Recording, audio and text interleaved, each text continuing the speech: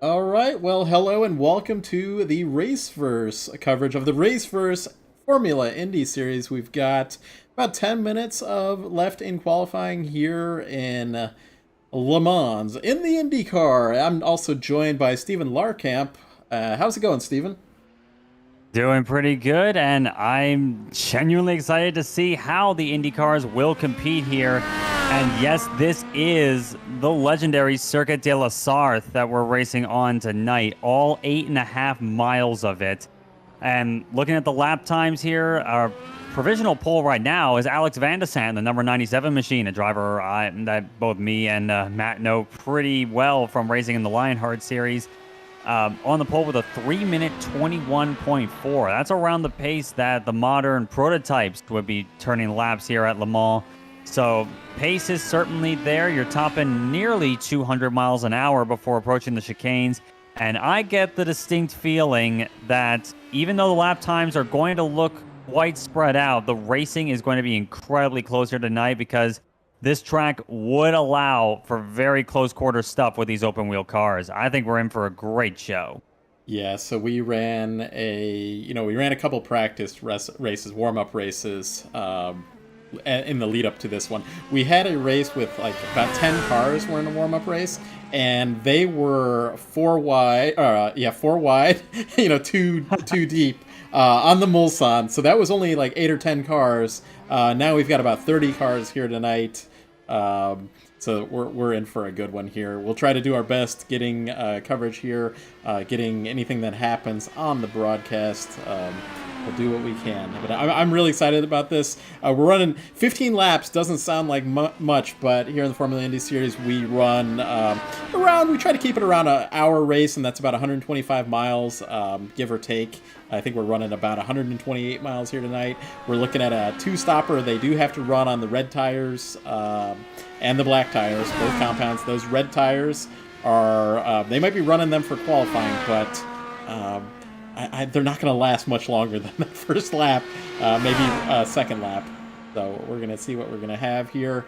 I think I did say in the while we were talking, Stephen, that we were looking at a 321, so we're about there. I am surprised that it's a low 321, though. I thought we might stay in like a high 321, but yeah, we're running pretty quick here tonight. Yeah, if there's one thing that racing in the Indy cars has taught me is to never really underestimate the true potential of this car. The guys, even if the lap times are running in the high 31.9s in their latest practice session, they'll be able to find something and dig that little bit deeper. And someone like Alex Van de Sant is certainly a driver I want to see doing that. And also, looking at the top ranks of the grid so far, Mitch Welker in the number 76, another driver that I myself have raced with before in various IndyCar leagues. Rapid driver. Here is a rookie this season. He's currently P2 with a 321.6. Nate Siefker, a series champion from a couple of seasons ago, is third right now with a 21.9. So we got a few drivers in the 21s, a number of them in the 23s, and 22s and 23s here. So that may sound like a massive gap, but you got to remember, of course, this is Le Mans. This track is absolutely massive by any standards, and it gets back to the point that you mentioned before that with the track as long as it is, even with long straightaways, these red tires from one lap to the next are not going to feel the same. You're going to have all the grip in the world on your first lap out, and then on the next one, it's going to be feeling like you're driving a completely different car. And that's why I think that the black tire is going to be at a premium tonight, the harder compound. So these guys, for the 2 pit stops we're expecting here tonight, the most we're expecting here fuel-wise is about 7 laps. And that's if you fuel save a little bit. 6 would probably be around what you'd expect if the guys were going all out, if I'm not mistaken. Yeah, that's correct. So they're running about 70 liters in a IR18 fuel tank. They run at full burn about 10.5 liters per lap. So that's only 6 laps at full burn. But running a lower fuel mode where they don't burn as much, but they're going to be significantly slower on the straightaways running a lower fuel mode. But they can maybe make it 7 laps with that. was going to mention something regarding the tire situation. You got to think these laps. Each lap here is like a three laps at another track, like a Mid Ohio, where your lap time's like a minute, 8, something like that. We're running 3-minute 21 lap times here, so that's why the red tires are going off so quickly, because each lap is kind of 3 laps in a normal IndyCar road course track. So. Yeah, as a point of comparison here would be the Lionheart IndyCar Series tomorrow night. They're racing at Mosport, of course. And the lap times we're seeing there are around the 103 on the blacks to around the 101s on the reds. This is over 3 times that time distance. Of course, Le Mans is a much faster track than Mosport. It has a lot more straightaways. So it's a lot more distance to cover in that time frame. The average speed is higher. But it still doesn't mask the fact that you probably have hit the nail on the head on that one. 1 lap here is like 3, maybe even 4 laps at another venue. Exactly. So yeah, Alex Van der Sant still keeping up on that provisional pole. It looks like those top 4 guys look to be about done. We've only got about 4 minutes left in qualifying here. Nick Johnston looks like he's out on track. He is one of our winningest drivers here in the Formula Indy Series. Not always the best qualifier, but in terms of racing, he always gets it down, and he's won a lot of races. He's a very, very smart driver. So we're keeping an eye on Nick here. Certainly have seen him in personal experience as well. A very consistent driver. Guy you got to be careful for later on in the going, and that's why I think... That's one of the reasons why I would say, even though Nick Johnston is currently sitting in the top 5 with his lap time with a 3:22.3 at the moment, and he's currently on his, saying he's on his 5th lap here, but I think and he just wrapped up his runs. But looking at Johnston's times here, it's still going to be within the ballpark of what we expect a competitive lap time to be. Qualifying pace, especially in a car like this and as slipstream heavy compared to a lot of other vehicles as the IndyCar can be, I think we can certainly see Nick Johnston not only fighting for the lead at the end of the race, but even at the start of the race as well.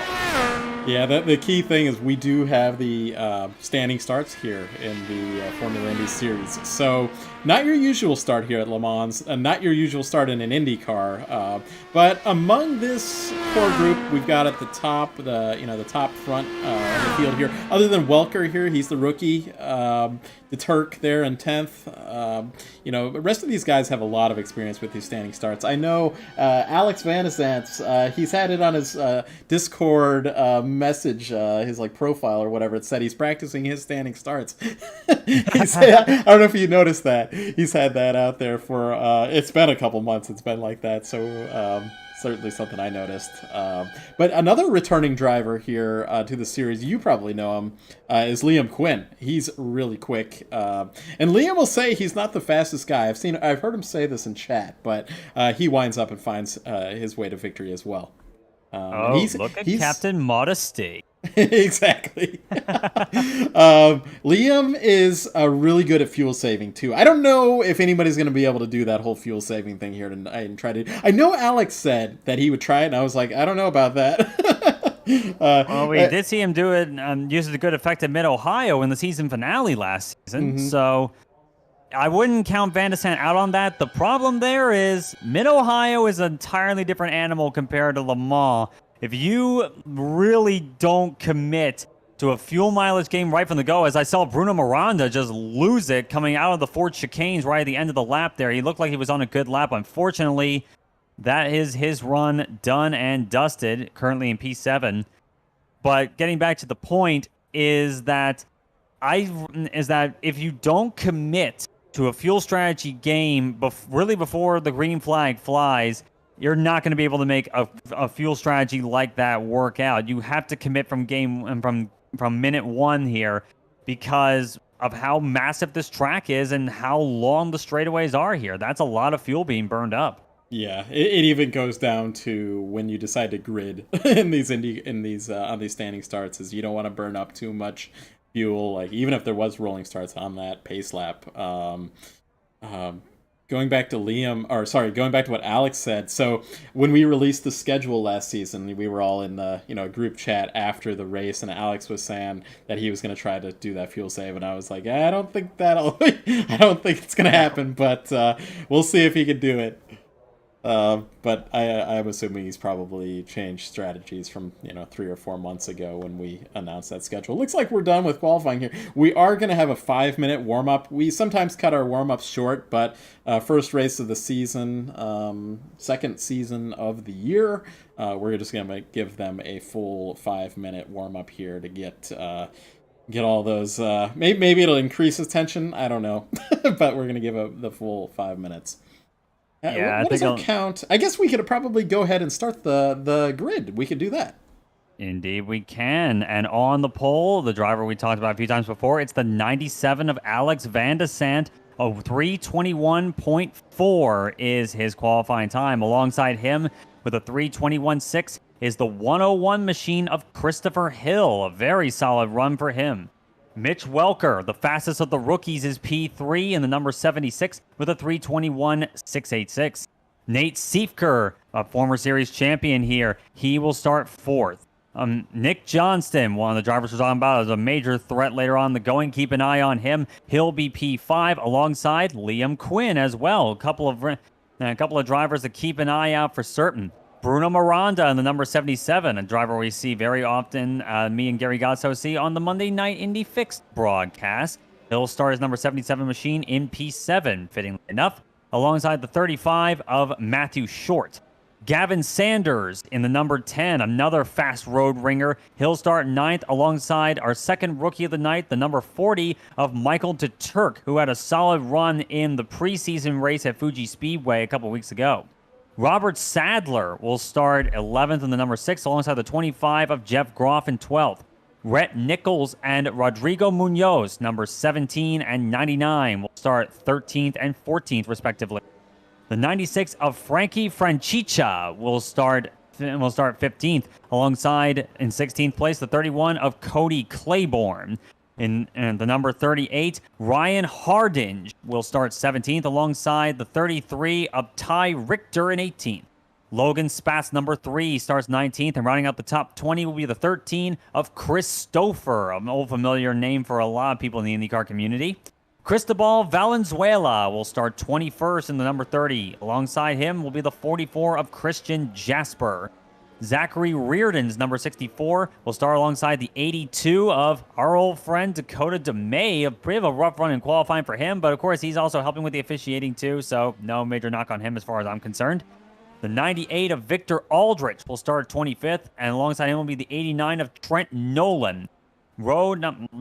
And getting towards the back of the grid, and more and more towards the back of the grid. Row number 14 will be Julian Mador and Daniel Miglin, numbers 5 and 4 respectively. And then going back to row 9. I'm losing track of the rows. Yeah. Okay, going further back, of course, we got Jeff Destino and Alexander Ball. And then finally, the final row of the grid, 31st and 32nd, the 50 of Dave Dombois and the 20 of Zachary Falm, the only driver to not post a qualifying time here tonight. That's your 32 cars that will be taking on the legendary Circuit de la Sarthe. What a challenge this will be. Well, I'll let you take a moment to get a drink, get some water in your mouth after going through, 16 rows of drivers. But really great field we have here tonight. I was going to say, good on Zachary Flom. He's showing up here tonight. I'm glad to see him out there. This is going to be, it's Le Mans. I mean, I know we're not running 24 hours, but you have to have a little bit of an endurance mindset in this race. So no matter where you qualify in this race, these guys you can still get a top 10 or something like that in here. So I'm glad we've got the whole field. And I'll say, if I was out there tonight, I probably wasn't going to qualify myself either. I was just gonna let things happen in front of me and try to make up those kind of positions with the race going. Which is about a minute left in our warm up here. I'm glad we set up this full warm-up to get through the grid there. But yeah, this is going to be just 15 laps, but that's 128 miles. We're looking at 2 pit stops here. Hey, we've actually got a sponsor of the race tonight. Midwest Kidney Warriors is going to be sponsoring most of the road courses this season. So you'll hear this one a lot. So Midwest Kidney Warriors, and they're a 501c3 nonprofit organization. And they advocate life for those battling kidney disease, and they have several kidney warriors needing life-saving transplants, and many who require a living donor. So you can head on over to MidwestKidneyWarriors.com or check them out on their Facebook page. Shane Blanchard's probably out there watching. I bet he'll say something in the comments if he's watching. But him and Nate Siefker. Nate has brought them to the league here, found the league, and they have really supported us. They were title sponsor last season, and they're probably the race sponsor on probably about 8 races of the 12 this season. So, I guess you could say they'd be a secondary title sponsor and all, but name perhaps. Pretty much. It's maybe RaceVerse Formula Indy Series presented by Midwest Kidney Warriors, something like that. Fantastic to have them still supporting them, and you should definitely support their cause as well, helping people with kidney we've got with kidney flyover there. Flyover of the French Air Force signaling the start of a race, as they always do here at Le Mans in iRacing. As everyone gets lined up on the grid. Of course, we have a standing start here, very unique among IndyCar leagues. How many of them will succeed? How many of them will struggle? It's almost time to get things started. Green flag. The revs are brought up and away we go. Van de Sant getting away very well. Rough start there for Christopher Hill. He falls back like a rock. What a rough start there for Christopher Hill. Drops all the way back, rightly out of the top 10, but it's Van de Sant that gets away very well. Welker and Nate Siefker side by side going into the Dunlop chicane for the first time. A great start, great launch by Siefker there, I saw. And Van de Sant's already. Van de Sant's got one of those slowdown penalties. That's one thing we didn't mention before. Le Mans is infamous for its slowdown penalties here within iRacing, and Van de Sant seems to be its first victim. He's slowing up considerably. Lets at least 3 cars go by. Welker, Siefker, and Johnston. It's Welker who leads the way, but now Van de Sant's got a lot more work to do than I think he would have wanted. Yeah, all of that effort he made under qualifying, now he's back to the 4th position. That puts Nick Johnston, who we talked about, into 3rd. Mitch Welker into 1st as they head down the straightaway for the first time. To the first of the chicanes on the Mulsanne straight. 3.5 miles this straightaway is normally as they make their way out of the first one. And there's going to be a second one coming up in the opposite direction, of course. And it's Mitch Welker leading the way. Here comes Siefker all over his gearbox. Makes a peek to the inside now as they head into the second of the chicanes. Yeah, we're going to have a lot. Trying to stay in the slipstream, but now it looks like even before they get there, Siefker is going to clear. And we've got most cars have started on the black tire option. Gavin Sanders has started on the red, so I wonder if we'll see Gavin Sanders maybe duck in on lap 3 or 4 or something like that, and he can make it into the race on the black tires. That would sound to me like the most probable strategy there, as Van de Sant now dives it down to the inside of Nick Johnston at the end of the Mulsanne straight into the Mulsanne corner. Meanwhile, behind him, Liam Quinn, a little bit of a lockup there on the right front there going through there. But as they head down one of the longer straightaways here, a straightaway that we don't often give a name, sadly, here at Le Mans, even though I think it rightly deserves it. And now we're coming down to one of the fastest sections here, the fast right-hander and hard braking into Indianapolis corner. Very fitting that we're racing Indy cars through here, I would say. Siefker, and now side by side behind them as Johnston yields a position there. Trying Sanders to see who on those red tires into 4th, having started 9th. So excellent start for our first champion there in Gavin Sanders. Sanders with an excellent start here. He's got to make hay while the sun is shining on these red tires, and he's done so brilliantly. Started 9th, now up to 4th, and now he's all over the gearbox of Alex Van de Sant as they head into the Porsche curve. fast sweepers right and left. I did see Whatever's Nate the line, I would say. Siefker. Nate Siefker was using, even though he was in first, he was using his push to pass. Not recently, but on the exit, I think it was on after the second chicane, he was using it defensively to try to make a lead out here. So probably a smart thing because he's still maintaining that lead, and he is going to lead, it appears, our first lap. Siefker indeed will lead lap number 1. It's Mitch Welker right behind him. Alex Van de Sant, even after that slowdown penalty, is still right on the gearbox of them. He's about 0.8 of a second behind the race leaders.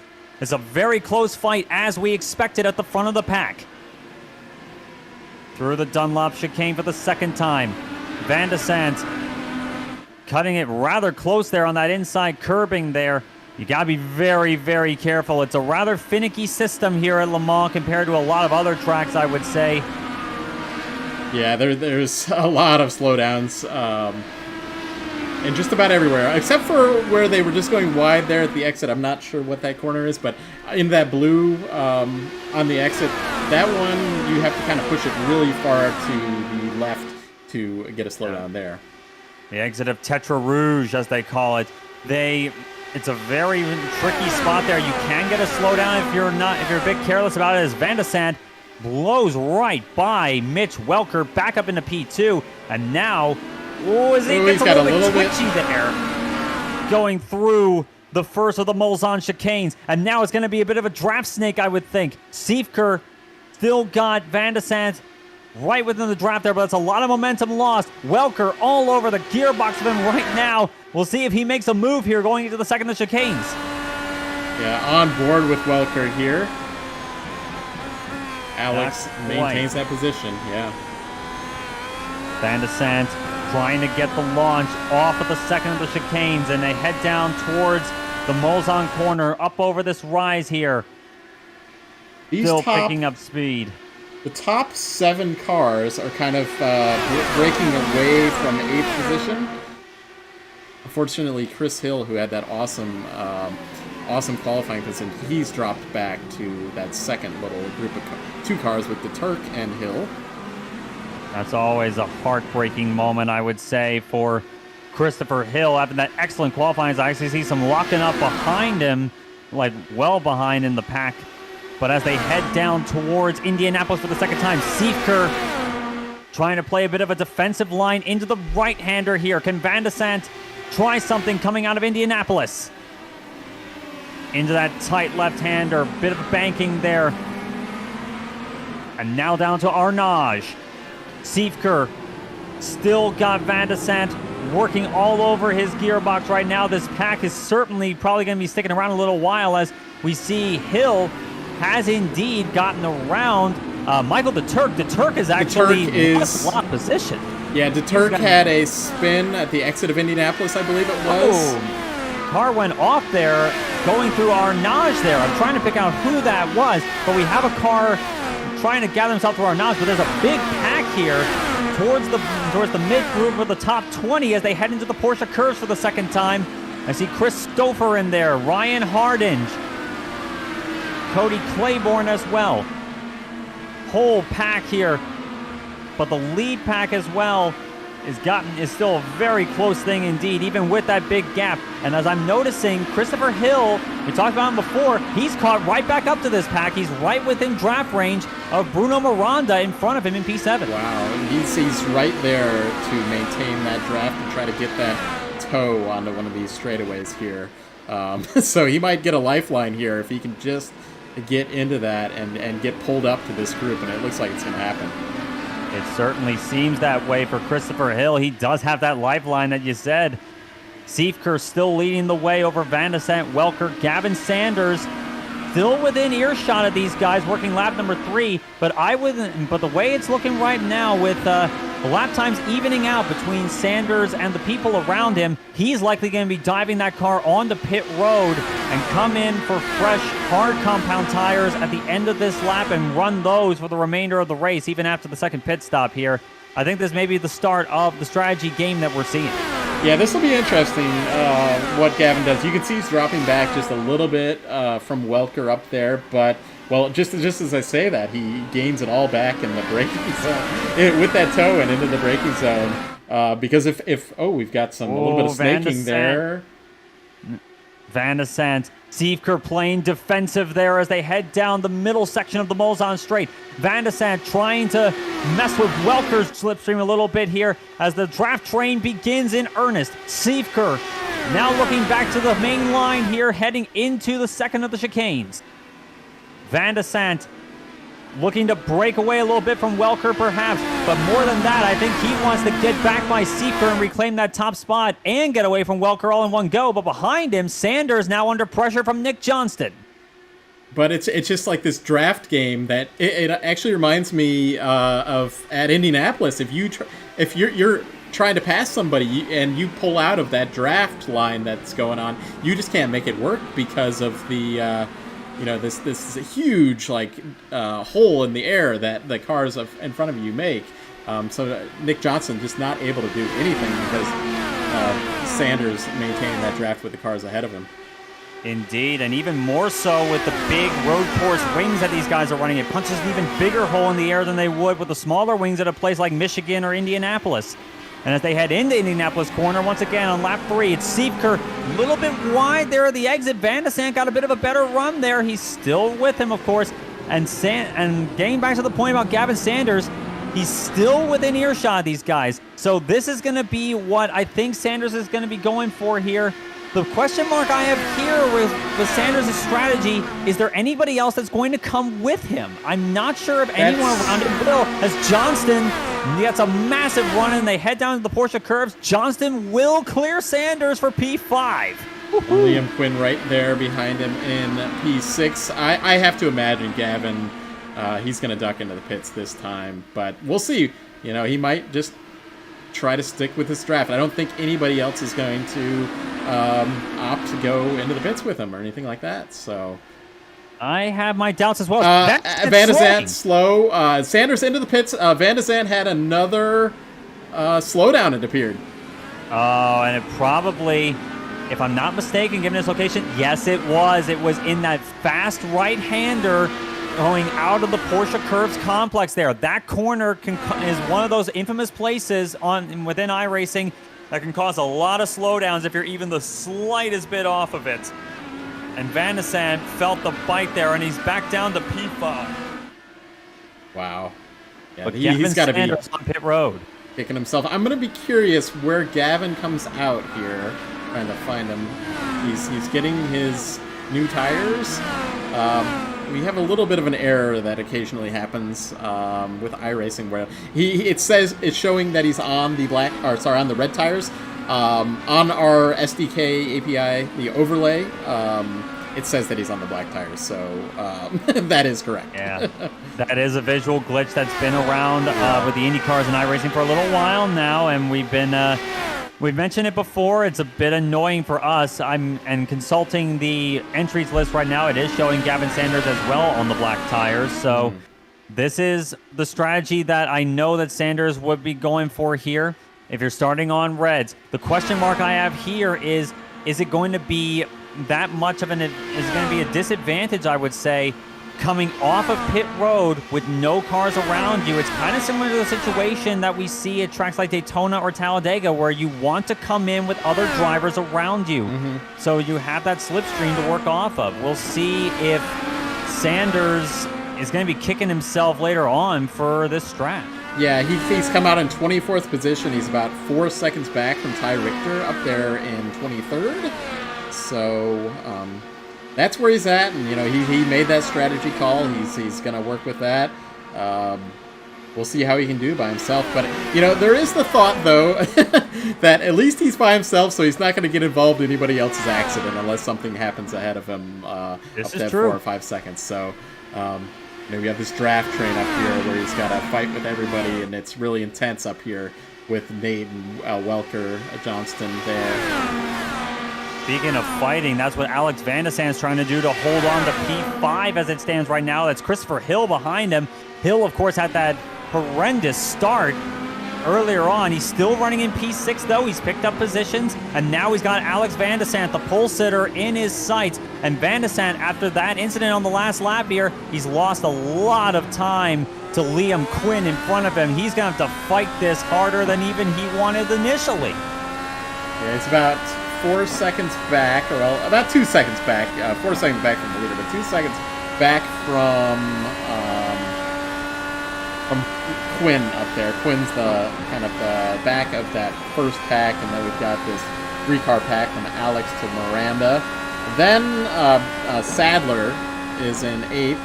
Sadler's having a really heck of a good run. As I told you, he's kind of a sports car guy, so he's going to really enjoy this track. Would imagine so. Very good run so far for Robert Sadler. Started 11th, currently running 9th. And as they make their way out of the fourth chicanes for the fourth time, it's Siefker, Welker all over his rear wing once more. These two have been stuck together like glue. And I get the feeling that this is going to be something that's going to stick for a little while. And now Nick Johnston is the interested spectator to all of this. You know what I want? Oh, yeah, I saw that. With Siefker, really. Twitch. You know what I wonder? Though, we were talking about fuel and whether somebody could get to 7 laps. With this draft train, I wonder if somebody like Johnston could make it 7 laps and try to cut out 1 lap on those red tires. I wonder if that could be a strategy to follow here. We'll obviously see how it develops. We're on lap 5 of 15. It could be possible. That it would depend on how much he is able to fuel save by lifting and coasting into the corners there and just generally lifting with the draft help he's getting from the 2 cars in front of him here. It's a bit of a gap at the moment here as they head into the first of the chicanes on the Mulsanne. Siefker and Welker still there. Johnston closing up a little bit here as these two are fighting. It's given Johnston the chance to maybe not attack right now, but giving him a chance to maybe put that strategy into effect if indeed he is going for it. And we'll certainly find that out in the next lap and a half or so. Liam Quinn, they're on push to pass, trying to catch up to that group ahead of him. Perhaps Quinn is not so much going for the fuel mileage game here and just going to be going for the fast option, I would say. Liam Quinn still within drafting range of everyone in front of him, the top 3. And Van de Sant may not be right there, and right not there as close as he wanted to be, but he is within the frame of the lead pack in front of him. I don't think Van de Sant is out of this yet, and neither is Christopher Hill and Bruno Miranda behind him. Is that Hill? Okay, I thought maybe there was a pass there. But so looking at push to passes, though, so Welker and Johnston have not used any, according to my data. Siefker and Quinn have used 3 pushes each. They have 7 pushes left. Depends on how much you want to use it and how much you want to save for the end of the race. There are a lot of chances that you can use to properly use the push to pass, not just each lap, but multiple times a lap, but you only have 10 to use. You gotta be very frugal and very precise with where you use your push to passes in these Indy cars, especially at a track as big as Le Mans. Welker still pounding Nate Siefker, and I definitely would think that Welker at this point looks to me like he's trying to, he might be saving fuel within the slipstream of Siefker. Siefker will probably be coming in at the end of the next lap, but Welker will see if he truly is going to be able to make it to 7 laps, if indeed that is his strategy. And indeed, if it is Nick Johnston and Liam Quinn's strategy. Quinn was on the push to pass, of course. That may suggest that he wants to get a little bit more juice out of the car and maybe go for 6. With that said, Alex is definitely catching this pack. He's about a second back from Quinn now, so he's into that draft window now. Looking at lap times this time by Siefker with a 325.1, I should say. I'm so used to smaller tracks than this. Alex Van de Sant, meanwhile, with a 325.1 for Siefker. Van de Sant, a 323.8. Van de Sant once again on the charge here, and I would think at the end of this lap would be the first of Van de Sant's pit stop. Yeah, this is the lowest fuel of the race so far, so light tanks. I do think that the black tire will be the primary tire here, will be the fastest tire, just because, well, I mean, maybe at the end of the race, they can do some faster laps on that first out lap, maybe the second lap. Could very well, and it could well be that a lot of these guys would want to have the red tires used for the last few laps in any case. Looking at the time of day we have here in the middle of the afternoon, the track could get a little bit cooler as the run goes on. Currently 95 degrees Fahrenheit is the track temperature here. Welker takes the lead into, I believe that was the first chicane. Indeed he did, and just a textbook pass to the inside, going through the first of the chicanes on the Mulsanne. And now Siefker still in arrears right now as they head down the stretch. Well over 190 miles an hour going onto the brakes into the chicanes. Meanwhile, Nick Johnston there in 30 is just lurking there. Johnston quietly and calmly going about his business. Just waiting for his chance, possibly even fuel saving here to go that extra lap and see if he can run fewer laps on the reds and get that really one lap is all you need to be good to the regulations, and that one lap is maybe what they go for here. 2 7-lap runs, and then one final lap on reds, and just sprint to the end. So, as some expert analysis in chat from Michael O'Brien, our previous season champion, he was saying that he detected a little bit of lifting and coasting from Mitch Welker when Welker was in second place. That wouldn't shock me, especially with as easy as the draft is here at Le Mans to make passes. Welker wasn't exactly going for it. That would suggest to me that he's playing the fuel save game here. So Welker just biding his time and just protecting his fuel mileage here. And now he's actually gone to the race lead before the pit stops in earnest. And let's see what games everyone is playing. Yeah, I'm wondering, again, we're just about to come up to it on whether people are going to start ducking to the pits in this group or not. I feel like Nate has to pit because he was leading all those laps, but maybe Welker has saved an extra lap. But is that even the right strategy? Who knows? About to find out. In any case, starting from this time, they come out of the Porsche curves. Who comes in? Welker not coming in. Siefker is. And everyone else is staying out. Johnston, Quinn, and Van de Sande. Hill ducks in. Hill also in as well. Miranda is staying out. Sadler coming in. Sadler's in. Short is going to head in. Munoz, Rhett Nichols. So a lot of the leaders playing that fuel save game and staying we almost out had on this lap. We almost had a pile-up at the entry to the pits with people trying to get down to, I'm not sure what maybe 50, 60 miles an hour. And not even that, it's 37 miles per hour is the pit road speed limit here. Very slow pit lane here at Le Mans. Of course, more suited to sports car racing, and it can always be chaotic. I mean, you think about how chaotic it can be in the context of a 24-hour race with multiple classes of cars. As Siefker is down and away, and side by side with him now is Gavin Sanders going into the Dunlop chicane, and now Sanders will clear him. Of course, Siefker on cold rubber, trying to build themselves back up the temp. Really interesting here that Gavin has not lost too much time here. So we'll have to see how everybody else comes out. Gavin's already used his primary tire, or always used the alternate tire. Everybody else still has to use the alternate tire. That is a very interesting point indeed, and it could well be that when Sanders was behind the pack after his pit stop there, he was able to use that clear track to his advantage here and knock out some really solid laps, just hitting his marks. And that's why I think we see Sanders staying up there as well. As we look at the leaders well up ahead of them, they're on the Mulsanne. Pretty much all the leaders are on the Mulsanne straight right now. That just goes to show you how long this is. Welker now heading into the Mulsanne corner.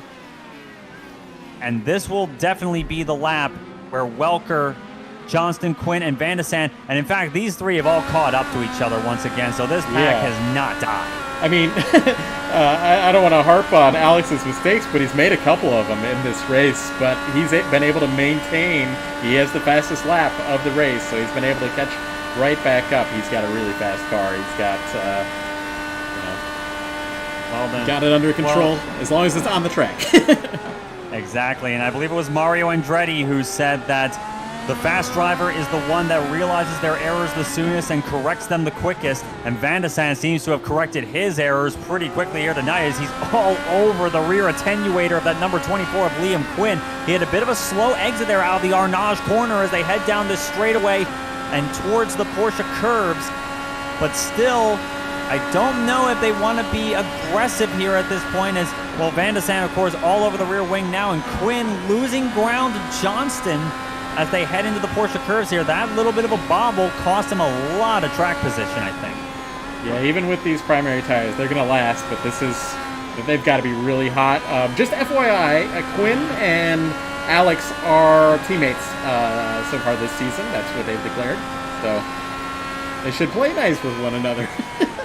We'll see if they do. They should. Hopefully they do. We don't want an Andretti Autosport at Mid-Ohio situation as Welker locks up the front tires coming on to pit road. He doesn't need them anymore anyway, so why not smoke him a little bit?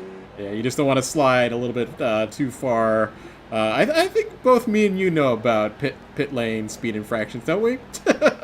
Indeed, and we've seen quite a few of them in any form of IndyCar competition as Welker brings it onto pit and brings it into his box.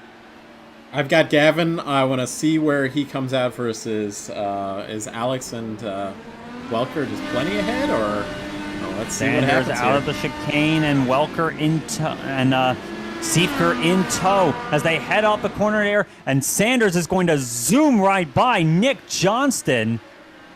And that is a lot of spots gained for Gavin Sanders, and he is pretty close right now to Welker, who maintains the lead, but now it's Sanders in effective P2 right now. He's got, so we've put Siefker back from second to third. Now we're kind of spreading out again, so we're going to have to see if this pack ends up coming together like it kind of has been, but we'll see what happens here. It could well be. Sanders seems to be fairly close enough to at least catch the draft off that number 76 machine leading the way. So I would imagine, especially if Siefker realizes the situation, which I'm sure he can, and plays it rather safe behind him here, he'll be able to catch up right quick to Welker, which they are doing once again heading into the first of the chicanes. So I'm just looking here. So Gavin, because he pit early, his pit stop was only 7.6 seconds, whereas everybody else is like around that 9 to 10 second range. So he's gained some time by doing that early pit strategy there, and obviously putting in some hot laps. That certainly seems to have helped his cause, as of course he came in without draft help, but also on top of that, but on the flip side, he's been able to knock out laps with no worrying about any cars around him for a little while there, has Gavin Sanders, and that could be another factor into him going from 9th on the grid all the way up to P2 and knocking on the door of a race lead. I show Gavin Sanders as having used 6 of his 10 push-to-passes, so that might have also helped him during this first sequence of laps here. Probably could have there, of course. You want to be as strategic as possible with your push-to-passes, whether that's saving all of them and blowing them at the end, or just using them as strategic points throughout the race. That could be what Sanders is doing, as we're just past the halfway mark now of 15 laps here at Le Mans, which, of course, on most other tracks, it doesn't sound like much, but you got to remember, this is Le Mans. This is Circuit de la Sarthe, 8.5 miles, bigger than most other venues you see in the whole world, with the exception of the Nürburgring, perhaps. And there was a bit of a rough exit out of Arnage there for Gavin Sanders. Sanders, yep, I saw that. But, Sanders is a big... Siefker. Yes, Siefker coming... Side by side into the first of the Porsche curves. Seifker around the outside will clear him there. That was a rough corner exit for Gavin Sanders. But of course, still within shot of it right now. If Seifker can really now hit his marks and really knock out some laps, he can close once again back up on Mitch Welker, I would think. Yeah, Welker's up there. He's got about a second and a half at this point. So yeah, he could almost run away with it. But so I think everybody from that second to fourth kind of needs to. Sent it in deep into the Ford chicane in the first one, and that cost him in the second there. He has to give up that spot for certain. That's a cut course penalty. And this is not helping at all the cause of himself, Sanders, and Johnston for catching Mitch Welker. Yeah, so Welker's up to 2 seconds now, so he's kind of broken this draft train here. He's this is exactly what he wants to see. Yeah, this is what Welker is looking at. He's looking at this whole situation thinking, yes, keep fighting, let me build up this gap. Welker may be a rookie within this series, but he's definitely not a rookie with regards to the IndyCar. I've raced against him before in other leagues, the Fuel League, when they ran IndyCars and not just stock cars. The guy can drive an IndyCar, and he can drive it fast. And in that sort of situation, that's the sort of thing he loves to see. Alex Van de Zandt, because of that mistake by Seifker, it looks like he's going to be catching up to this group once again here. Liam Quinn about 2 seconds back, a little bit out of range there after the cycle of pit stops. Chris Hill in 7th, trying to catch up to Liam Quinn. Big gap back to Bruno Miranda. I'll just keep kind of going back, get everybody a little bit of screen time here. Robert Sadler. Matthew Short having a good run in the top 10 here. Matthew Short's another, I know he's doing a lot of IndyCar stuff. He's over in Lionheart Speedway, but he's a big sports car guy as well. Michael DeTurk, we talked a little bit about him before the broadcast. He's a kind of an expert on the Lotus 79s, it seems like. But he's starting to run these IR18s. He's been running them over in RAL as well as starting up here. Ryan Harding here in P12. Brett Nichols. We've got a lot of Team Watson racing drivers out here. You'll notice kind of a unique liveries on these cars. This includes Johnston, Seifker, Hill. We've got a lot of Team Watson. We've got like 4 teams, probably 5 teams. Rodrigo Munoz there in P14. Frankie Franchicha, you might have pronounced it a little bit better than I did, in P15. Cristobal Valenzuela there in P16. Cody Claiborne, P17. Cody running the fish car is what he's running these days. Very interesting paint scheme on Cody Claiborne. That may be a little bit fishy for some, but got its own charm nonetheless. You gotta love the creativity of painters for Indy cars. Well, you gotta love iRacing painters. The inside joke here is that FIS is the Fish League, is what we call it. So that's where it comes from. Christian Jasper. I'm not sure who this is. I know that Dakota's behind him. Looks like they got a lap car ahead of him. But yeah, a couple of admins back here with me, Christian Jasper and Dakota DeMay there, P18, P19.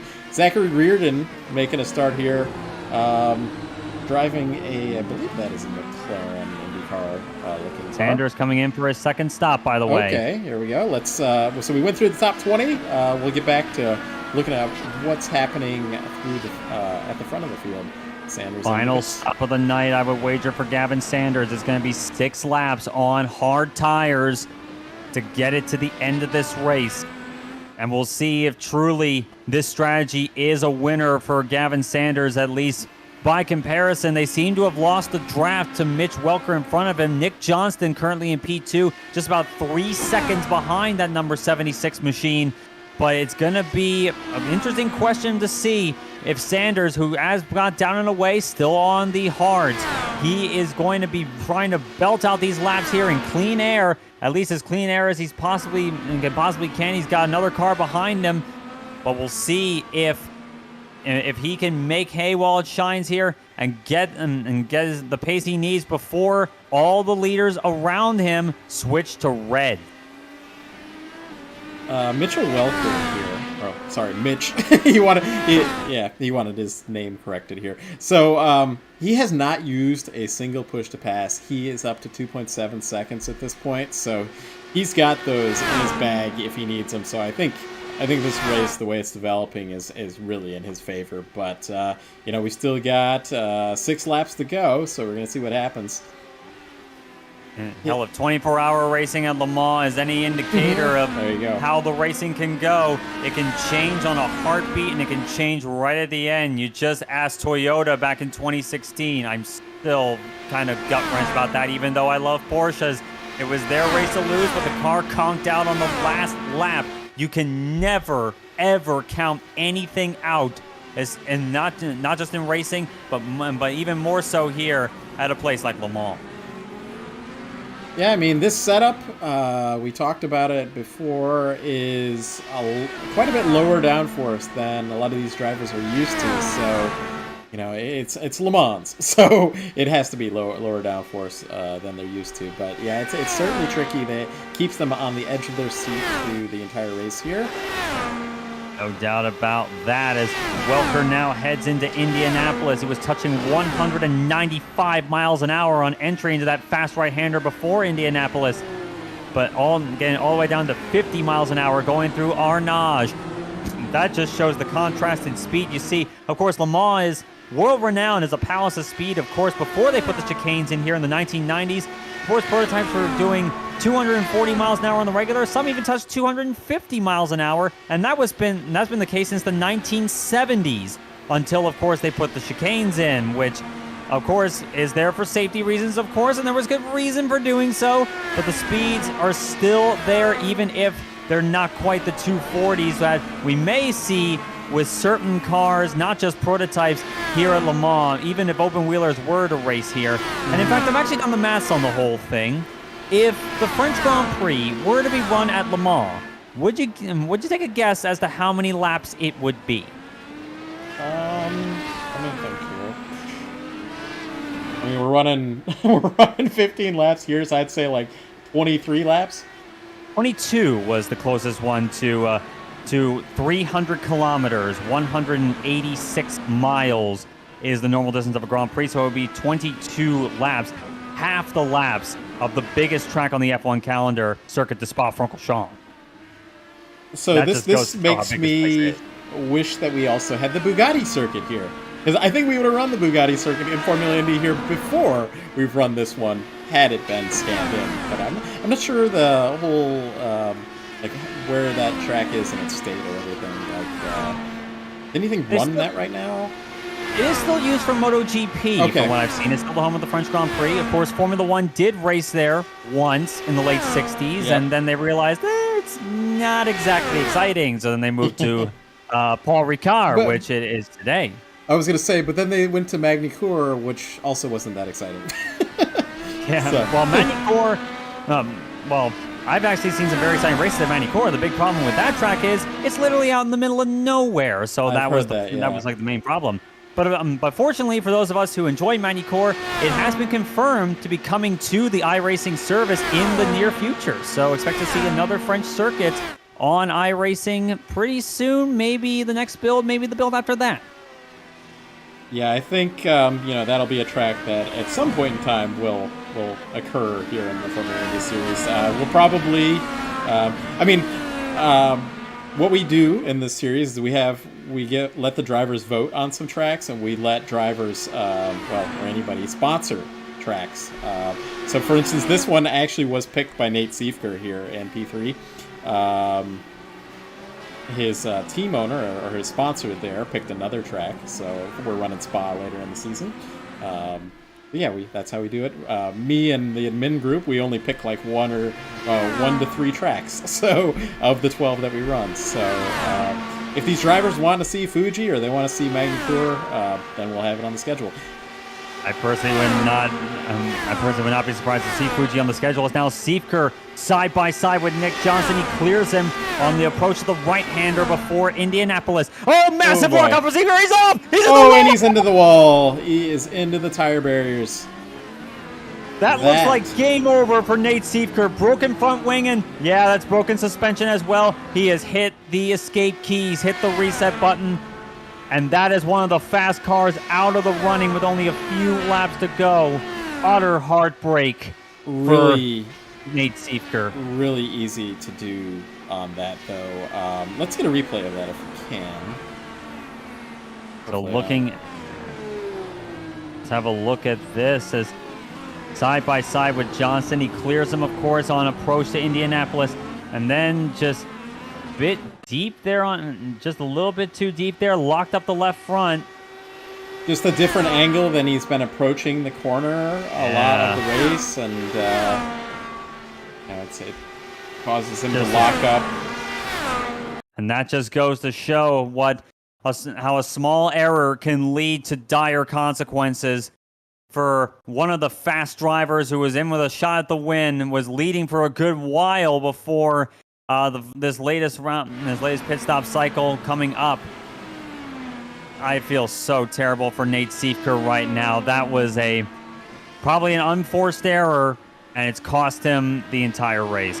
I have to imagine that it was a bit of a strategy call between Johnston, they're Team Watson Racing teammates, and I was wondering if maybe Nate was like, here, let me get by, maybe I'll be able to catch up to Welker there in P1, and then just unfortunate, just slight mistake, and that's all it takes.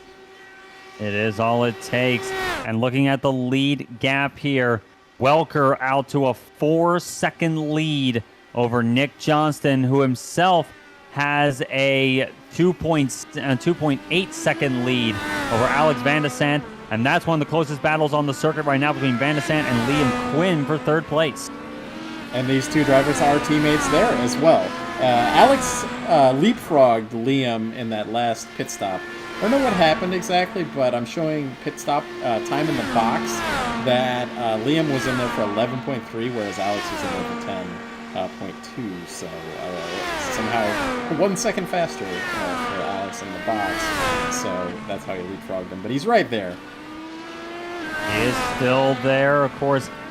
They may be teammates, at least semi-officially, but these guys will definitely want that podium place. They're likely to play fair with each other, I would say. They're both very experienced drivers, but it's still going to be a fight, I would wager, especially after the final pit stop happens, which, given their strategy call, it could well be when they take the white flag. So Alex still has the fastest lap of the race. Welker is really, really consistent, though. He's been running like 3:24.1s. His best lap's at 3:24.046. But, he's just, every lap is like a 3:24.1. So this is why he's leading the race, because he's really, really consistent on these lap times. Consistency is a winner. It can win races. It can win championships. And if this is any indication of what kind of performance we can get from Mitch Welker this season, he is going to be... Oh, as I saw Liam Quinn locking up hard, almost getting into the rear of Van de Sant going through Arnage. And I think Christopher Hill behind him in P5 is looking at the situation and thinking, I think I spy a chance for myself. You know what I'll say about rookies here in Formula Indy Series? We had... first season, nobody was a rookie. Gavin Sanders won that. Second season, Nate Siefker was our champion. He was a rookie that season. Then Michael O'Brien last season in the chat here. Unfortunately, couldn't sign up for the full season here. Maybe he'll join for a couple races here and there as the Lionheart schedule allows. But he won in his rookie season. Now we got Mitch Welker here as he hops these curbs majorly in that final sequence of chicanes. Yeah, he's got that rookie championship and also the drivers' championship that he's going to be looking forward to. And who's the only one who thought that the Indy 500 was an event that's helpful to rookies? You saw Juan Pablo Montoya in '99. You've seen in 2000, I should say. You saw Elio Castroneves in 2001. You saw Alexander Rossi in 2016, Fernando Alonso almost in 2017 until the engine went kaput. Yes, it did. And this could well be one of those series that if you come in as fresh blood, you bring a fresh take on the racing here, and you can play out and pay it off and win a championship, and that seems to be the case for every season except one where you said you didn't count as rookies because, well, everyone was a rookie. It's kind of unfair. Correct. So, hey, just FYI, Alex Van Zandt and Liam Quinn just did their stop. Gavin Sanders is about a second and a half ahead of Alex at the exit of that pit. So this is the storyline we're going to watch at the end of this race. I think Gavin's going to slot into P2 is where he's kind of tracing out to be, but we'll see. Could well be, but of course Van de Sant is going to be on, and Van de Sant and Quinn both on the red tires. They're going to be faster over this lap, maybe even the next. And then the white flag lap, they could well reach that equilibrium point between the reds and the blacks. There is, Van de Sant, big wheel hop in there to the first of the chicanes. A little bit of difference in the tire compound really can tell in the driving of these cars. Van de Sant not quite in the draft there of... he's got a slowdown. Yeah, I was going to say, I thought he might have. So, this is unfortunate. I don't want to point this out too much for Alex, but so I'm looking at like last lap times, and because he had an incident last lap, he has no lap time. So, Alex is skirting the rules on incident. We have an incident limit where we black flag at 17 incidents, DQ at 25. So, I don't know where he's at right now, but he's certainly been going through them. It certainly seems so. He's cleared that black flag, it seems. And meanwhile, behind him, Christopher Hill has gotten around Liam Quinn. And Hill so is add on another figure to the mix. It's Christopher Hill, who had started second, had that terrible launch off the line, but now is looking like he's still in the running for a top 5 tonight. Hill's got an updated, slightly updated livery where that front of that car, it's not quite, it's slightly different, but it reminds me of the Target Chip Ganassi, the Lightning of the Target car back in the late 90s. Yeah, I can certainly see that comparison. The red and yellow, the yellow Lightning of Target Chip Ganassi Racing, of course, not quite the same. Of course, it's got a bit more blue than Ganassi normally ran, at least until PNC Bank and NTT became their sponsors. Yep. Yeah, that's... and Walker's coming in. Yeah, Welker's, and so is Johnston. So we're gonna have to see Miranda. Let's see, he's kind of plenty back, so but he's doing as well. A little bit of a twitch there for Miranda coming through the final left-hander in the Porsche curves, and he does come on the pit road this time. And that Junko's car. Love seeing them out here. So we'll keep an eye on. Fantastic, Joe, and he's been doing a lot of great work for Juncos Racing. Of course, we want to give Callum Ilott a big cheers whenever we see the paint scheme out there as well. Of course, their real-life driver in the NTT IndyCar Series, as Welker is down and away for his last stop. Johnston is as well. Sanders had a slowdown in that final sequence of chicane, so Van de Zandt gets by him. Van de Sant does clear him. Welker's out of the pits. Move Van de Sant back up to P3. Miranda now down and away for his last stop. 2 laps to go. And Welker has almost a 5-second lead at this point, so... Miranda goes off in the Dunlop chicane. He goes off and gives up the spot to Robert Sadler. That would be for position number 7. Position number 8, it looks. Position 7, I should say. Yeah, then there's Sadler. A big gap up to Liam Quinn up there. That's like 16 seconds from 7th to 6th. Yeah, it's not quite enough for a draft train to help out Robert Sadler, but this is still a very solid performance from the sports car ace turned IndyCar driver. A rookie here in this series, and right now running P7. A very solid showing. Tonight has been a night of the rookies, it would seem. Not just for Mitch Welker, as we mentioned, but Sadler doing a very solid job tonight, running in the top 10. Chris Hill, I'm on board with him. On his push to pass, he's got 3 more pushes to go into these final 2 laps. Welker's up there. He's got 9 of them still. He's used 1 now. Christopher Hill trying so hard. He actually clips a cone there on the entry to the second chicane on the Mulsanne there. I'm sure the Arca Break Weekly guys will be playing that sad music for that. But Christopher Hill still within a chance of getting himself back up to a top 5 spot there. That's Gavin Sanders in front of him. Alex Van de Sande as well. Hill, of course, on the Reds here as drives it in deep on the exit there of the Mulsanne corner and down the straightaway, headed towards Indianapolis. I personally wish this straightaway had a name I could call it, but it's the straightaway headed towards Indianapolis. But Johnston has got a bit of a gap so far, but he's got to be careful of the slipstream, how powerful it is. Alex Van de Sande could very well close up the gap and get himself back up to P2. It is Mitch Welker who has everything to lose right now as we approach the final lap. I'm curious to see on for these. second is going to be interesting coming to the wire. I'm curious to see if we start to see some best laps of the race here. Everybody on red tire. Literally everyone other than Sanders and Claiborne in the top 20 or so. I got Spath and Groff also in 1920th there. They're on the primary tire, but literally everybody else doing this red tires at the end strategy. And with the track cooling down, giving the track a bit more grip, it's down to 94 degrees Fahrenheit. It would make the most sense. It's getting later and later in the day. The track is starting to chill down slowly but surely, but every little bit helps here. And now through the Ford chicane for the second to last time, Mitch Welker coming to take the white flag at Le Mans. A very convincing effort so far. A rookie by the league standards, but a veteran as far as Indy cars go, and he's showing it tonight. But meanwhile, behind him, the gap now back to Nick Johnston, 8 seconds. There is literally almost a straightaway ahead for Welker there, but we're going to keep an eye on this battle for the for the final podium positions here. Into the white flag lap, final lap here. This has every chance of coming down to the wire. Van de Sande is going to be within draft range if he can hold it through the S's. These red tires, it looks a little bit. Sanders. Here comes Sanders on the blacks. This is his chance. This is where the tires are starting to fall off for the Reds.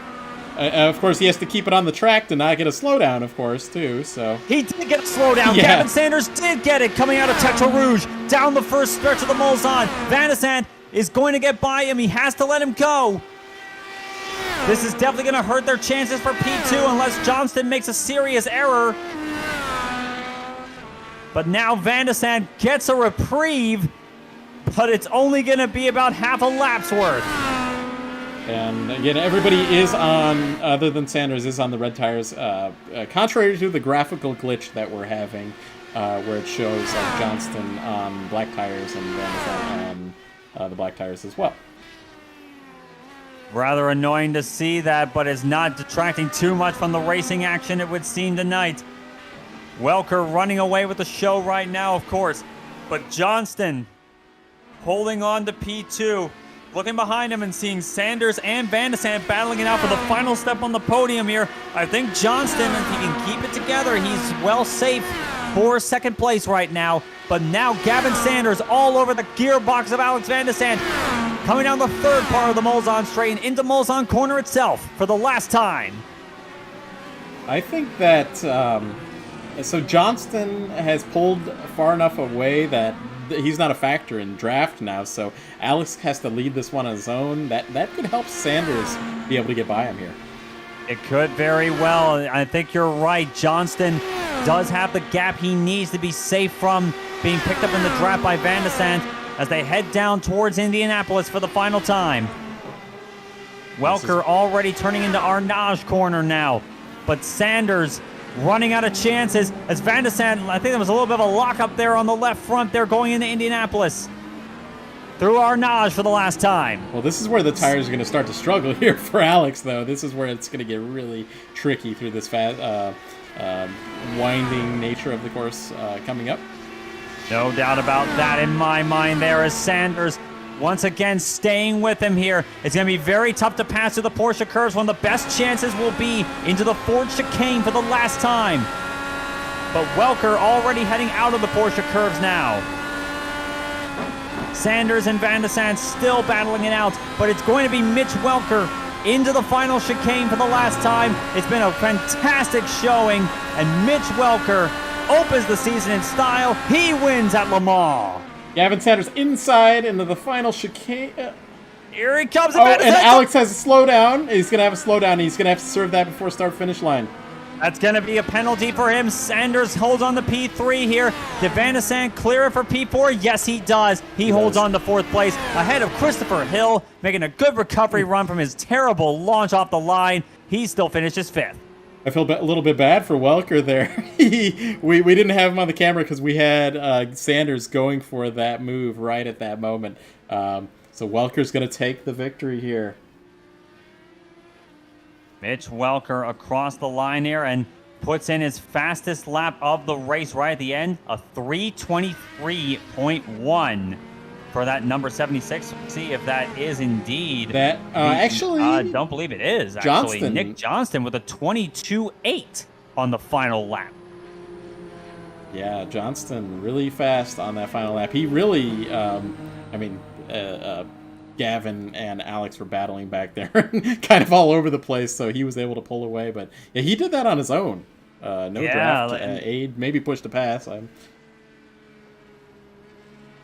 That's just hard, tough driving coming towards the checkered flag for a podium position here, and it actually looked like very close to contact there between Sanders and Van de Sande as they approach the chicane, and Van de Sande just a little bit too deep and just cost him that podium position. Well, we'll set up for our interviews here, and we'll bring up whoever we get first. We'll be right back.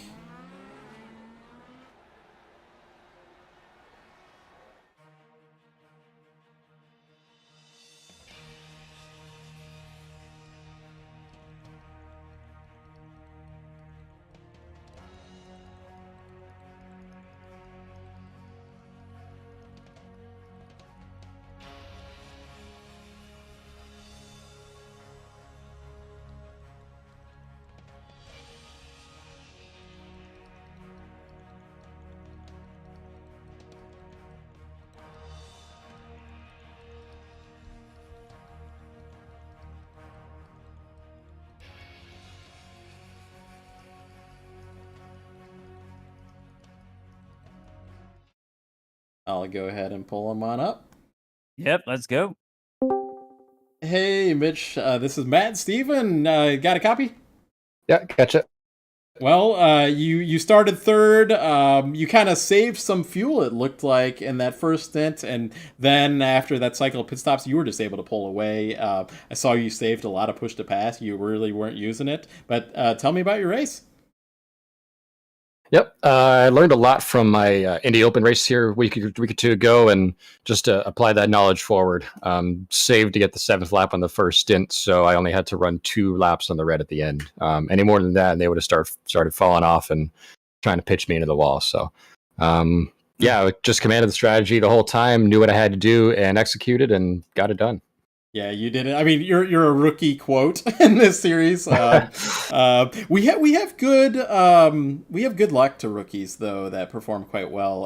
Siefker was a rookie his season. He won. Michael O'Brien last season won the championship. He was a rookie that season. So it's looking good for you to start out good here.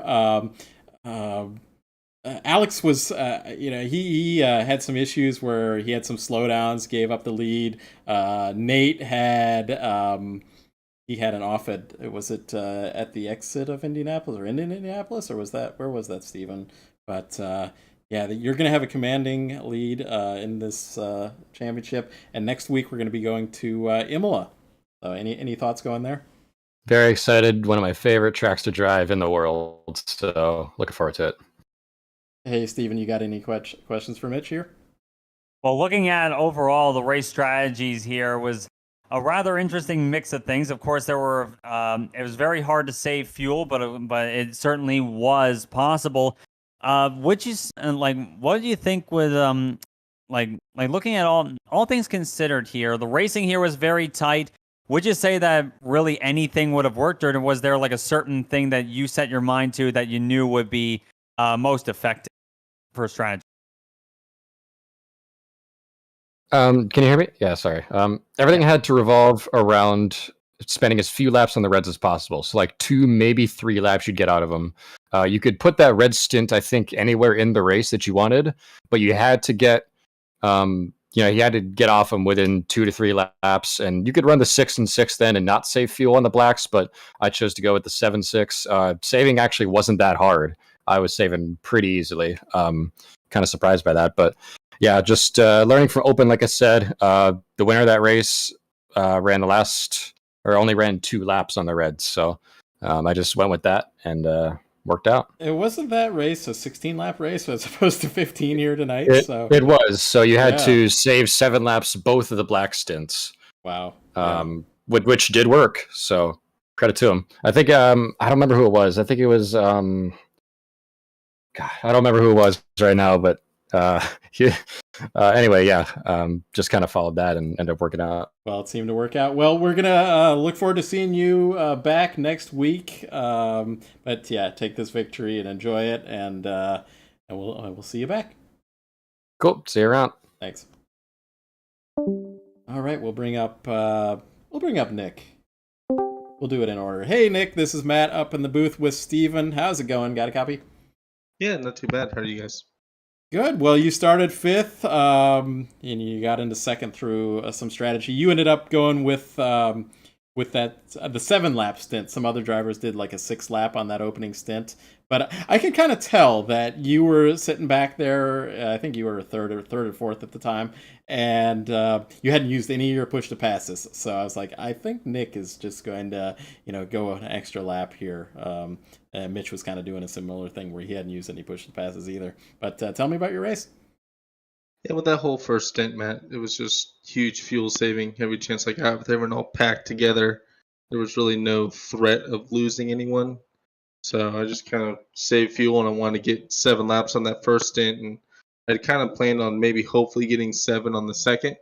It didn't quite work out that way, but it was a good race for me. I didn't really feel too comfortable going in, so to come out of the first race of the year, second, I'm happy with it. Hopefully we can build some momentum and put a championship chase down. Yeah, I mean, I was telling Steven before this race, I think I'd have to look at our statistics, but you might be the winningest driver in this series. You haven't quite put it together for a championship. You kind of have a feast or famine kind of thing, it seems like. But, getting, podium finishes when you can't win that's how you build a championship, right? So it's like, you're off to the races here for this. Next week will be in Imola. I don't remember if you ran there. We ran it 2 seasons ago. I don't remember if you were in the series by then, but it's kind of a really good track for these cars. So any thoughts going to Imola? I really don't recall running there, so I don't know. It's a fun track. It'll be a good time. It'll be a little bit different, more my pace. This track I don't have a ton of time on, and running laps here is just super boring by yourself, so I didn't really get much testing in. So I was kind of do a little bit. I was kind of telling Steven the same thing. Like originally, I might have actually raced here tonight, but we had some broadcaster issues, so I ended up broadcasting instead of racing. But that was kind of my thought. It's like you're driving on the Mulsanne. It's like it gets a little boring until you get to the chicane, and there's some interesting parts in like the final sector of the track. But it was a good race out there tonight, and a good run. Tell me about you've joined. Are you on a new team this season? Yeah, I'm running with the Team Watson Racing guys, TWR. They kind of invited me on to hang out for a couple races, and then formally invited me a couple weeks ago. And I can link back up with my old teammate from previous season, Matthew. So happy about that. I think Matthew's a good driver. I think as he works on through the season, he's only going to get better. He has potential. So as long as he shows up and keeps the wheels pointing forward, I feel like he can do fairly well. And I have a theory about you, by the way, Nick, because I've talked to JJ about this. I think you pick up these tracks like really, really quickly. So I figure like any track we go to that maybe even if you haven't been there before in the IndyCar, you're going to pick it up real quick and you're going to be a threat. I just have seen like, in qualifying, or I don't remember what track it was, you'll like qualify, 10th or something like that. But somehow you'll be in for a podium finish right at the end. Like you pick it up really quickly. At least that's my theory about you. So. Yeah, I seem to definitely race a lot better than I qualify. Hmm. I don't quite get the thing right on the ragged edge. I'm always 9/10, rarely my 10/10 out there, and I think really that helps me out because in this car you really have to be good on the tires and good with your tools. And if you can do that and keep the car handling well throughout the stint, it's going to help you out towards the end. And I think that's why I excel more in the race situations than qualifying because I'm a little bit more dimensional of a driver, able Hmm. to save the tires and keep the car in one piece. Sounds good. Hey, any other questions there, Steven?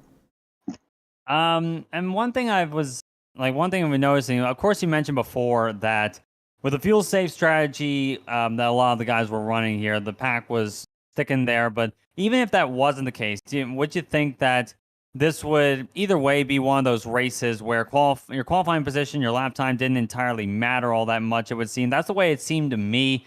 But from the driver's perspective, if indeed the drivers were going all out from the beginning, would you think that that would be the case in any case? Well, qualifying was important, but it wasn't. I think if you're in the top 10 or so, you'd probably be looking okay for the race. I mean, if you look at Hill, Hill had mad speed. He was probably one of the faster drivers we had out there, and he got a horrible jump off the line, and he kind of ended up in the pack with some people he probably didn't need to be around, and they all raced probably a little bit harder than they needed to, and he ended up so far back out of the draft that he was no longer a factor like after lap 3. So when you kind of put yourself back there with the squirrels, you're going to get your nuts cracked, you know? So Now that's a good metaphor.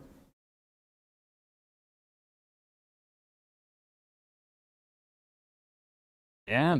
That, Well, we're but gonna yeah, bring up. it's Sorry, it looks like I'm having a little bit of a connection issue here. So, it's all good. I'll yeah. I'll let you guys get Gavin in here real quick. Just want to thank all the guys at TWR for their help. It's good to have a good group of fast drivers all working together. Sucks for Nate, and I knew he had more pace than me, so I was gonna let him by, see if he could drag us up to Mitch, but that quite didn't work out for us.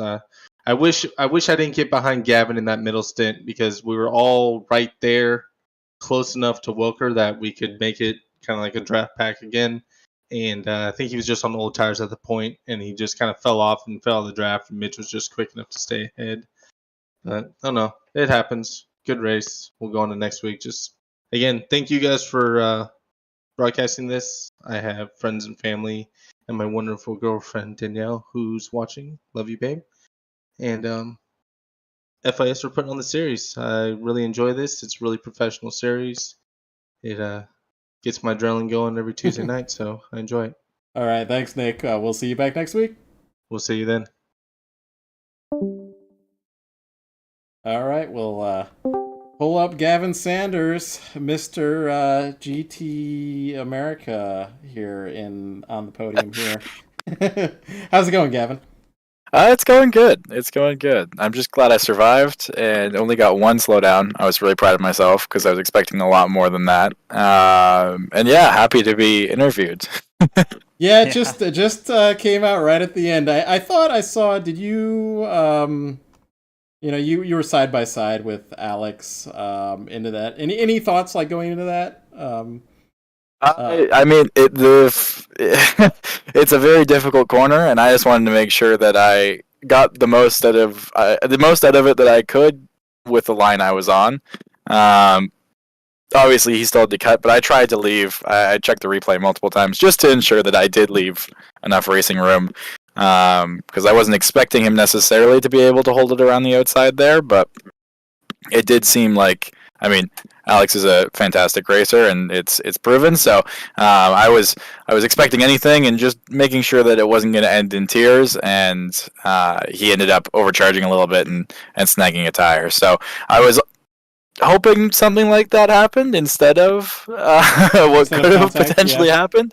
But yeah, no, it was all around good fight, and I'm just glad that alternate strategy worked. Yeah, I was keeping an eye on you the whole race. It was like, okay, he's like the only guy out here starting on the red. But it looked like it was working. Like, you jumped up. You started ninth, and you finished third. Yeah. And you only had that one slowdown. You might have been even up to second if you didn't have that slowdown. I don't know. But heck of a race. You coming through the field. You had a good start. Some other drivers had not the greatest start. I think like Hill might have been one that didn't have a great start, but he still got a top 5 in the end. But really good performance out there. Anything you got there, Steven? Well, overall, you mentioned it before that you only have one slowdown, which, given everything that's happened here tonight, is a tremendous achievement. And like, it was always going to be a big question mark, even though we didn't touch on it too much before the race started. But the whole slowdown stuff, Le Mans has a bit of a reputation for being rather finicky with the slowdowns, at least in my experience here. What would you say that sort of reputation is warranted, especially like your take on the whole slowdown situation, if it should be improved or if it's like just something you got to deal with? Frankly, this track does provide a lot of opportunity to run wide, so I think that some of them are positioned fairly. There's just other ones that are they feel inconsistent at least, and that's coming from somebody obviously racing around the track. You're just trying to make up as much time as you can, and if you're not cognizant of where you're positioned, then things can go sideways real quick. But I think the one onto the first straightaway, don't remember the corner name, that one is very, very fair. Like most of the ones where you just have to get back on the track before the curb ends is fair enough. But the last chicane is quite difficult, and most of the chicanes are quite difficult and feel a little bit hit and miss at times. So that's kind of my opinion, and just happy to make it. Obviously, there was a lot of people who are struggling with that, and it's been something that's caught me out in the past. So just thrilled to get some decent points and get out of here alive, and looking forward to the next one. Yeah, we need to see you challenging for that championship again after that first season championship. But, hey, you've got sponsors on the side of that car. I do. Something about EchoBlade, but yeah, something about that. Buy EchoBlade on Steam. That's the first one. You can find it on the Steam store. It's a fantastic game. I don't know the technical term for it, but it is a really cool game. I do own it. I condone this message. It's fantastic. Also, Sunset Arctic Games that made EchoBlade. Thank you to Dakota for making all these fantastic paints, as well as EchoBlade, because it's a really cool game. Thank you to Team RaceVerse. Obviously not under the quote-unquote banner, but still the conglomerate effort tonight from all the participating drivers worked out very well, and definitely a strong enough showing, and it just goes to show that we can all jump into a field as competitive and fantastic as this and race our way through. Well, great running, and I can also say, so I've actually, Dakota was surprised about this. I actually did beat EchoBlade. Like, he was very surprised that I played through it, the entire thing, and I actually finished it. So he's apparently going to release some more levels, though. So he better, yeah. If the game can be beat, we got to get on it. If even I can beat it, then I think it needs some more difficult levels. Oh my gosh! All right. Well, you have a really good. You're going to be racing it like your home. Well, is Toronto your home track, or is Mosport your home track? I mean, if you count the traffic to get into Toronto, technically Mosport would be my home track if we're going by drive time. Because it only takes 4 hours to get downtown if you're driving. But this would technically be a home race, and I'm very excited to be participating in the FEL Motorsports Sports Car Championship Canada, racing in Mercedes. So it's going to be very exciting, and obviously being a large IndyCar fan, it's kind of a dream come true to be even a support series. It feels pretty cool. So I'm very excited, and if anybody's interested in that, you can follow along on the FEL Motorsports YouTube page. Awesome. Well, you have a really good luck. Toronto is like one of my favorites. I love street courses. It's always one of my favorite street courses. Yeah. So I'll be watching, both the awesome. and the IndyCar, awesome. of course. And good luck this weekend. Thank you so much. I appreciate it, guys. Take care. You too. All right, well, that's it for us here tonight. Mitch Wilker going to take the victory. Fortunately, my internet upload's been a little funky. I wonder if there's a YouTube issue here tonight, but we'll just finish it up here. Any final thoughts there, Steven? Awesome race. Honestly, my biggest worry as a series organizer is like a first lap crash in the chicanes, and we didn't have that. So that was a sigh of relief for me. So I'm like, I'm always worried. Like, I don't want there to be a gigantic crash. So I can definitely understand that for sure. But thankfully, you said it all went off really smoothly, and the racing itself, it lived up to expectations. Le Mans in an IndyCar is a very unique combination, and it showed tonight. The racing was close. Not many drivers were out of it, even by the time the final pit stops came around. Mitch Welker, of course, went up and romped it at the end of the race. But it was going to be a very interesting battle coming up to that point. And Le Mans, I think, was a great idea for a season opener. But now we head off to Imola, a track in many ways a lot different than Le Mans. It is a very fast track, of course, but it is still a bit more technical, a bit more driver intensive, more downforce needed. And that one could also be one where the racing can get really close. There's some good places to make moves. It's a very exciting track in Formula One. And I think with IndyCar, it could be all the better. I agree. We ran it a couple seasons ago. Awesome track. I mean, it was like the first time. It wasn't too long after. When did it come out? Maybe it had been a while since it had come out, but I hadn't raced there before. And it's just a perfect track for IndyCar, in my opinion. So really awesome to drive it. Well, that's about it for us here tonight. Hopefully we'll have Gary back in the booth next week. Some unfortunate things with him, but hopefully, best wishes for him and his family and that whole thing. And we'll get him back here stronger than ever. And thanks, Stephen, for helping us out here tonight. You guys, always great to be on the show. And Gary Godso, we're hoping the best for you and your family, and we'll hope to see you next week. But we had fun while we had it. We had fun while we had the chance tonight, and hopefully more in the next week.